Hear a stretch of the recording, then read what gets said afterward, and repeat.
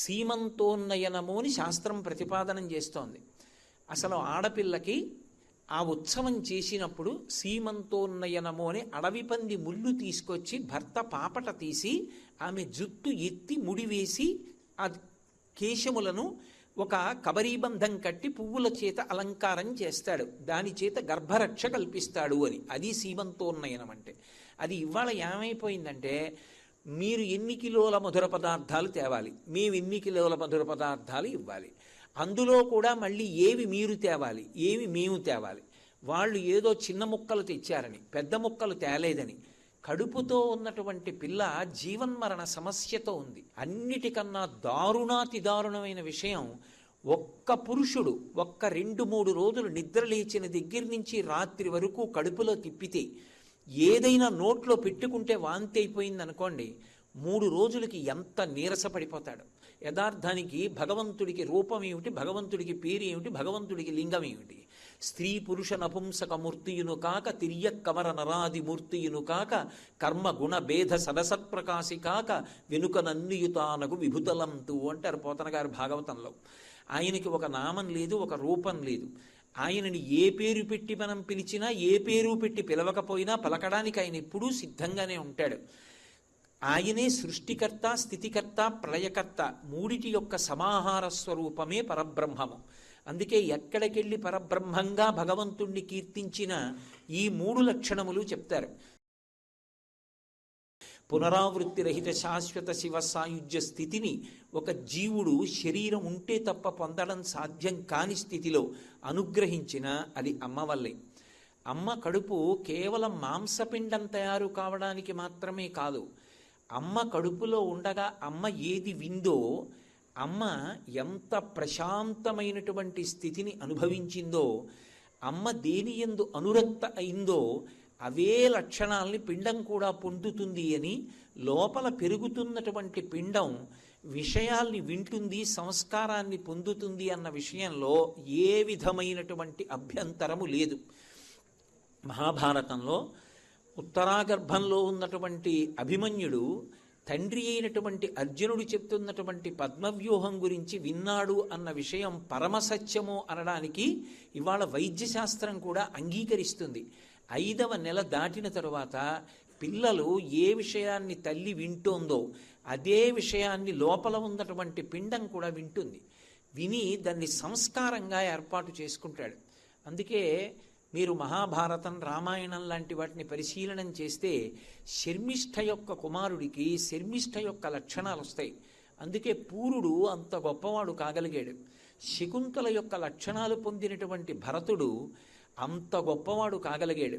అలాగే కురువంశానికి అంతటికీ కూడా వంశకర్త అయినటువంటి కురుప్రభువు, ఆయన కూడా తల్లి పోలిక వలన, తపతి పోలిక వలన అంత గొప్ప స్థితిని పొందగలిగాడు.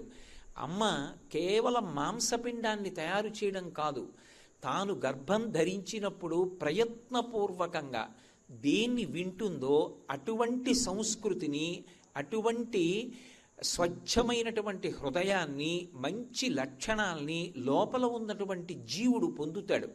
అంటే అమ్మ కడుపులోకి ప్రవేశించినటువంటి జీవుడు గత జన్మలలో చేసుకున్నటువంటి వాసనల్ని తెచ్చుకున్నప్పటికీ కూడా అమ్మ 5వ నెల నుంచి 9వ నెల వరకు ఏవి విందో దాని వలన లోపల ఉన్నటువంటి శిశువు యొక్క వాసన బలాన్ని కూడా పోగొట్టి ఉత్తముడైనటువంటి వ్యక్తిగా తయారు చెయ్యగలిగినటువంటి ఆదర్శవంతమైన జీవి లోకంలో ఎవరు అంటే అమ్మ ఒక్కతే. అది తండ్రి ఇవ్వలేడు, అది తల్లి ఒక్కతే ఇవ్వగలదు. అంత గొప్ప స్థితిని ఒక్క స్త్రీ మాత్రమే పొంది ఉంటుంది. కానీ ఆమె ప్రతి క్షణం మృత్యువుకి దగ్గరవుతూ ఉంటుంది. నిజంగా వైద్యశాస్త్రానికి సంబంధించినటువంటి గ్రంథాలు పరిశీలనం చేస్తే అకస్మాత్తుగా ఆమె ఏ కారణం చేతనైనా రక్తపోటు పెరిగేటటువంటి సందర్భానికి లోనయిందనుకోండి, ఒక స్త్రీ గర్భం ధరించింది అంటే ఏదో ఆమె శరీరం విడిచిపెట్టేసిన తరువాత 16 శ్లోకాలు చెప్పి పిండ ప్రదానం చేయడం కొడుకు యొక్క కర్తవ్యం కాదు. నా వంశం కావాలి అని కోరుకున్నటువంటి మొట్టమొదటి వ్యక్తి మామగారు ఎవరుంటాడో ఆ మామగారిది ప్రథమ కర్తవ్యం. కోడలు ప్రశాంతంగా ఉండేటట్టు, ఆమె సంతోషంగా ఉండేటట్టు చూడగలగాలి. అది సమాజం యొక్క కనీస కర్తవ్యం. పిల్ల కడుపుతో ఉంది అన్న దగ్గర నుంచే అక్కర్లేని విషయాల జోలికెళ్ళి దెబ్బలాడుకోవడం తగ్గిపోవాలి. బాపు గారు బొమ్మ గీసి వెళ్ళిపోయారు అంటే కేవలం ఆయన బొమ్మ గీయడం ఆయన తాపత్రయం కాదు. వ్యాసుల వారు ఒక శ్లోకం ఇచ్చారు అంటే ఏదో ఒక శ్లోకం వ్రాయడం ఆయన ఉద్దేశ్యం కాదు. సీమంతోన్నయనము అని శాస్త్రం ప్రతిపాదనం చేస్తోంది. అసలు ఆడపిల్లకి ఆ ఉత్సవం చేసినప్పుడు సీమంతోన్నయనము అని అడవి పంది ముళ్ళు తీసుకొచ్చి భర్త పాపట తీసి ఆమె జుట్టు ఎత్తి ముడివేసి ఆ కేశములను ఒక కబరీబంధం కట్టి పువ్వుల చేత అలంకారం చేస్తాడు, దాని చేత గర్భరక్ష కల్పిస్తాడు అని. అది సీమంతోన్నయనం అంటే. అది ఇవాళ ఏమైపోయిందంటే మీరు ఎన్ని కిలోల మధుర పదార్థాలు తేవాలి, మేము ఎన్ని కిలోల మధుర పదార్థాలు ఇవ్వాలి, అందులో కూడా మళ్ళీ ఏవి మీరు తేవాలి ఏవి మేము తేవాలి. వాళ్ళు ఏదో చిన్న ముక్కలు తెచ్చారని పెద్ద ముక్కలు తేలేదని. కడుపుతో ఉన్నటువంటి పిల్ల జీవన్మరణ సమస్యతో ఉంది. అన్నిటికన్నా దారుణాతి దారుణమైన విషయం, ఒక్క పురుషుడు 2-3 రోజులు నిద్ర లేచిన దగ్గర నుంచి రాత్రి వరకు కడుపులో తిప్పితే, ఏదైనా నోట్లో పెట్టుకుంటే వాంతి అయిపోయింది అనుకోండి, 3 రోజులకి ఎంత నీరసపడిపోతాడు. యథార్థానికి భగవంతుడికి రూపం ఏమిటి, భగవంతుడికి పేరు ఏమిటి, భగవంతుడికి లింగం ఏమిటి? స్త్రీ పురుష నపుంసక మూర్తియును కాక తిర్యక్కమర నరాది మూర్తియును కాక కర్మ గుణ భేద సదసత్ప్రకాశి కాక వెనుక నన్నియుతానకు విభుతలంతు అంటారు పోతన గారు భాగవతంలో. ఆయనకి ఒక నామం లేదు, ఒక రూపం లేదు. ఆయనని ఏ పేరు పెట్టి మనం పిలిచినా, ఏ పేరు పెట్టి పిలవకపోయినా పలకడానికి ఆయన ఎప్పుడూ సిద్ధంగానే ఉంటాడు. ఆయనే సృష్టికర్త, స్థితికర్త, ప్రళయకర్త, మూడిటి యొక్క సమాహార స్వరూపమే పరబ్రహ్మము. అందుకే ఎక్కడికెళ్ళి పరబ్రహ్మంగా భగవంతుణ్ణి కీర్తించిన ఈ 3 లక్షణములు చెప్తారు. శ్రీశైలం వెళ్ళి మల్లికార్జునుడికి సుప్రభాతం పాడితే ఏకస్త్వమేవ బహుధా భవభాసి లోకే నిశంకధీర్ వృషభకేతన మల్లినాథ శ్రీభ్రామరి ప్రియ సుఖాశ్రయ లోకనాథ శ్రీమల్లికార్జున విభో తవ సుప్రభాతం అంటారు. ఆ ఉన్న ఒక్కటే ఇన్ని రూపాలుగా కనపడుతోంది అంటాం. అందుకే 3 మూర్తులకును 3 కాలములకు 3 రూపములకు మూలమగుచు భేదమగుచు తుదిక భేదమయ్యొప్పారు బ్రహ్మమనగ నీవే పాలనయన అంటారు భాగవతంలో. సృష్టికర్తగా నిలబడినా అమ్మే, స్థితికర్తగా పాలిచ్చి కాపాడినా అమ్మే. అంత కటిక చీకట్లో అమ్మ కడుపులో నివాసం చేసి ఆ బిడ్డడు బయటికి వచ్చిన తరువాత ఒక్కసారి ఇంత వెలుతురు, ఇంతంత పెద్ద పెద్ద ఆకారాలు, ఆ సమయంలో అది పరదేవతానుగ్రహం అంటే అది మాతృమూర్తి అని. అందుకే ప్రథమ నమస్కారం చేయించింది వేదం, మాతృదేవో భవ అని. మాసి మాసి కృతం కష్టం వేదనా ప్రసవేషుచ. అమ్మా ఎంత బాధపడ్డావో, ఎంత కష్టపడ్డావో నా కోసం, ఎన్ని చెమట్లు పట్టాయో, ఎన్నిసార్లు తిన్నది కక్కేశావో, ఎన్నిసార్లు తినకూడనిది నా కోసం తిన్నావో, ఎన్ని ఔషధాలు సేవించావో, ఎంత బాధపడ్డావో. అమ్మా ఇంత కష్టపడ్డావు, ఇంత కష్టపడి నన్ను కన్నావు, నేను బయటికి వచ్చాను, వచ్చిన తరువాత నేను నీకు కృతజ్ఞత చెప్పాలా, నువ్వు నాకు కృతజ్ఞత చెప్పాలా? నేను నీకు కృతజ్ఞత చెప్పలేదు, నాకు చెప్పగలిగినంత సంస్కారం కూడా ఏమీ లేదు. నేను క్యారుమని ఏడ్చానంతే. కానీ నువ్వు నన్ను దగ్గరికి తీసుకుని ఒళ్ళంతా ముద్దు పెట్టుకుని నువ్వు పడినటువంటి బడలికనంతటినీ మర్చిపోయావు. అంత ప్రేమతో నన్ను అక్కున చేర్చుకున్నావు. నేనే నీ సర్వస్వం అన్నట్లుగా బ్రతికావు. అంతకుముందు నేనెవరో నీకు తెలియదు, కానీ నన్ను నువ్వు చూసిన దగ్గర నుంచి నేను వినాయిక నీకు ప్రపంచం లేదు. అమ్మా అంత ఔదార్యంతో బ్రతికావే, అటువంటి నీకు నేనేమివ్వగలను? తండ్రి రుణం తీరడానికి సౌత్రామణి అని యాగం చెయ్యొచ్చు. అమ్మ రుణం తీరడానికి లోకంలో అసలు ఏ విధమైనటువంటి యజ్ఞయాగాది క్రతువులు లేవు. అది అలాగే ఉండిపోతుందంతే. అమ్మ శరీరం కన్నా కొడుకు భిన్నం కాడు, తండ్రి కన్నా భిన్నం. అమ్మ కడుపులో పెరిగాడు, అమ్మ శరీరంలో అంతర్భాగం. అక్కడ ఒక పిడచ పెట్టి వెళ్ళిపోతే ఆ పిడచకి సంతోషపడిపోయి పుచ్చేసుకుంటుందట అమ్మ. అమ్మ నేను నీకేమి ఇవ్వగలను? మాతృపిండం దదామ్యహం. అమ్మ నీకొక్క పిడచ పెడుతున్నాను, ఇంతకన్నా నీ చేసింది లేదు, నన్ను మన్నించు, నన్ను ఆశీర్వదించు. వ్యాసుడంతటి వాడు అమ్మ అన్న మాట దగ్గరికి వచ్చేటప్పటికే అంత కట్టుపడిపోయాడు. జన్మలేని పరమాత్మ అజాయమానో బహుధా విజాయితే అంటుంది శృతి. ఏ పాములెరుగక ఏ పారుమీటికి పశుల కాపరి ఇంట పాము కలిగే అంటారు పోతన గారు. ఈ జన్మనెత్తవలసిన అవసరం లేనివాడు పశువుల కాపరి ఇంట్లో జన్మనెత్తాడు అంటారు. ఏ తల్లి చనుబాలు ఎన్నడెరుగని ప్రోఢ తల్లి యశోద చన్నుల బాలు త్రవనిరిగే అంటారు. అమ్మా అని పిలిచినందుకు ఆఖరణ ఒక్క మాట అడిగింది. మనస్సీదతి మే కృష్ణ తవ కళ్యాణ వీక్షణి దర్శయస్వ రమానాథ జగదానందకారక అంది. యశోద, కృష్ణ పెంచాను, పెద్ద చేశాను, ఇంత ఆడుకున్నాను, ఒక్క కళ్యాణం చూడలేదు, నీ కళ్యాణం ఒక్కటి చూసే అవకాశం ఇవ్వయా అంది. అమ్మా అని పిలిచినందుకు భగవంతుడంతటి వాడు ఎంత కట్టుబడిపోయాడంటే, అమ్మా తప్పకుండా నీ కోరిక తీరుస్తాను. కృష్ణావతారంలో కళ్యాణాలు అయిపోయి అవి నేను కర్మ సంబంధంగా చేసుకునేవి కావు, ఇచ్చిన మాట పూర్తి చేయడానికి చేసుకుంటూ ఉంటాను. కాబట్టి శ్రీశైలే పూరయిష్యామి కించిత్ కాలాదనంతరం, శ్రీశైలంలో వచ్చే యుగంలో నీ కోరిక పూర్తి చేస్తానన్నాడు. శ్రీశైలము అంటే తిరుమల, శ్రీ తిరు, మలై అంటే పర్వతము, అందుకని శ్రీశైలము. శ్రీశైలంలో పూర్తి చేస్తానని వకుళమాతని తన తల్లిగా, అంటే ఆ అవతారంలో ఉన్నటువంటి యశోదని ఈ అవతారంలో తల్లి స్థానంలో కూర్చోపెట్టి పెళ్లికి పెద్దరికం ఇచ్చి పద్మావతి కళ్యాణం చేసుకున్నాడు. ఇప్పటికీ వంటశాలలోకి చూస్తూ ఉంటుంది. అమ్మ పెట్టిన అన్నం తిన్నవాడు, అమ్మ వడ్డించిన అన్నం తిన్నవాడు జీవితంలో పరమ అదృష్టవంతుడు. ఎవరు పరమ దురదృష్టవంతుడు అంటే అమ్మ చేతి అన్నం తినేటటువంటి అదృష్టం లేనివాడు. అందుకేట ఒక్క అమ్మ అన్న 2 అక్షరాలతో ఉన్న ప్రాణిని తీసేయాలంటే లోకాలకి తల్లి అయిన జగదంబ కూడా భయపడుతుందట. వాడికి 80 ఏళ్ళు రానివ్వండి, అమ్మ అన్న వ్యక్తిని తీసేస్తే వాడు పడే క్షోభ ఆవిడికి తెలుసు. అమ్మని తీసేసినప్పుడు వాడు నా వంక తిరిగి అమ్మని ఎందుకు తీశావని అడిగితే ఏం చెప్పను అని 3 అమ్మలనిచ్చి ఒక అమ్మని పుచ్చుకుంటుందిట. కొడుకు ఉండగా తల్లి వెళ్ళిపోవాలది న్యాయం. కాబట్టి 3 అమ్మల్ని చూపించి వెళుతుంది. ఒకటి గోమాత, ఇదిగోరా నీకు అమ్మ స్థానంలో అమ్మనిస్తున్నాను, నేను లేనని ఆవిడ లేదని బెంగపెట్టుకోకు, అమ్మకి బదులు ఆవిడికి ప్రదక్షిణం చెయ్యి, అమ్మ పెట్టిన అన్నంతో సమానం ఆవు పాలు తాగు, అమ్మకి నువ్వు దగ్గర కూర్చుని అమ్మా ఇది తిను అని ఓ బొబ్బట్టు తుంచి ఓ ముక్క అమ్మ నోట్లో పెట్టలేదని బెంగపెట్టుకోకు, ఒక్క అరటిపండు ఒలిచి ఆవు నోట్లో పెట్టు, ఇంత గ్రాసం ఆవు నోటికి అందించు చాలు, నువ్వు అమ్మని సేవించినట్టే. 2, ఆవు ఎక్కడో ఉంటుందమ్మా నాకు అన్ని వేళలా కనపడదు కదా అంటావేమో, భూమాతగా ఇచ్చింది. భూమాత ఎక్కడ నిలబడితే అమ్మలేదు. 3, లోకమాత, పరదేవతగా అన్ని చోట్ల ఉండి ప్రకృతి స్వరూపిణి అయి ఆ తల్లి అన్ని చోట్ల ఉండి 3 అమ్మల్ని చూపించి తప్ప అసలు ఒక అమ్మని తీయలేదు ఆవిడ.